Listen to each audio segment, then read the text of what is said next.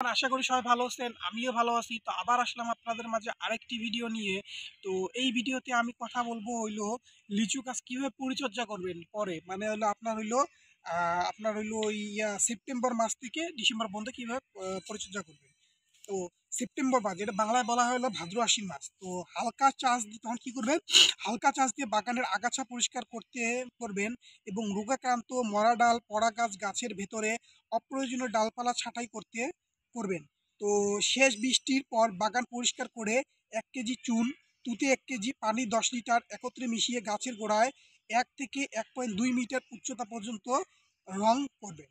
তারপরে অক্টোবর মাস, যেটাকে বলা হয় আপনার হইলো আশ্বিন বা কার্তিক মাস, যেটাকে বলা হয়, হ্যাঁ, বাংলায় আর কি। তো এই আশ্বিন বা ওই কার্তিক মাস বা অক্টোবর মাসে হালকা চাষ দিয়ে মাটি আলগা করবেন। তারপর হলো মাইটসের আক্রমণ হলে আক্রান্ত অংশ কেটে পুড়িয়ে 1 ফুট মাটিতে গভীর গর্তে পুঁতে ফেলবেন। তারপরে হলো মাকড়সা ও ছত্রাকনাশক 15 দিন পর পরে 2 বার স্প্রে করবেন। তারপরে হলো নভেম্বর মাস, যেটা হলো কার্তিক আর অগ্রহায়ণ মাস। তো এইটাকে কি করবেন, কাণ্ড হতে গজানো নতুন কুশি অপসারণ করবেন।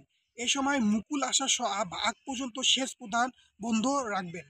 এখন ওই গাছের 10 থেকে 12 ইঞ্চি পরিধির সব ডালে 2 থেকে 3 ইঞ্চি দূরত্বে ধারালো চাকু দিয়ে রিং পদ্ধতিতে বাকল কেটে গার্ডেলিং করার উপযুক্ত সময় এটা। বেশি সবুজ গাছে গার্ডেলিং করার নাইট্রোজেন ও কার্বনের সময় বজায় রাখে, বিধায় মুকুল বেশি আসবে। ডিসেম্বর মাস, যেটাকে বলা হয় অগ্রহায়ণ বা পৌষ মাস। তো লিচু গাছে খয়েরি বর্ণের কুশি পাতা থাকলে শিকেচা কেটে বা ভেঙে ফেলবেন। এভাবে পিঞ্চিং করলে অধিক মুকুল আসবে।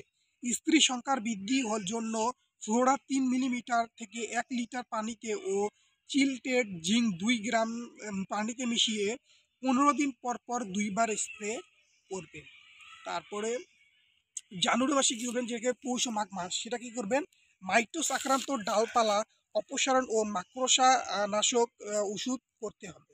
ফল ছিদ্রকারী পোকার নিয়ন্ত্রণের জন্য ফেরোমন ফাঁদ 50 থেকে 55টি গাছের মাঝামাঝি বেঁধে দিবেন। তারপরে হলো ট্রাইকোগামা 5000টি ডিম হেক্টর ব্যবহার করতে হবে।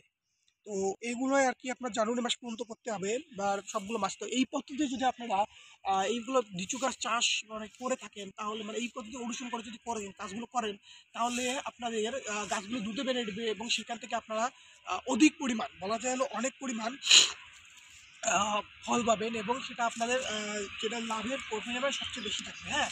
তো এই জন্য আপনারা এই পরিমাণ অর্থ করবেন এবং বাকি যে মাসগুলো আছে সেটা হলো ফেব্রুয়ারি, মার্চ, এগুলো কী করবেন সেটা হয়তো অন্য ভিডিওতে বলবো। আপাতত যেগুলো বললাম এগুলো অবশ্যই খেয়াল রাখবেন।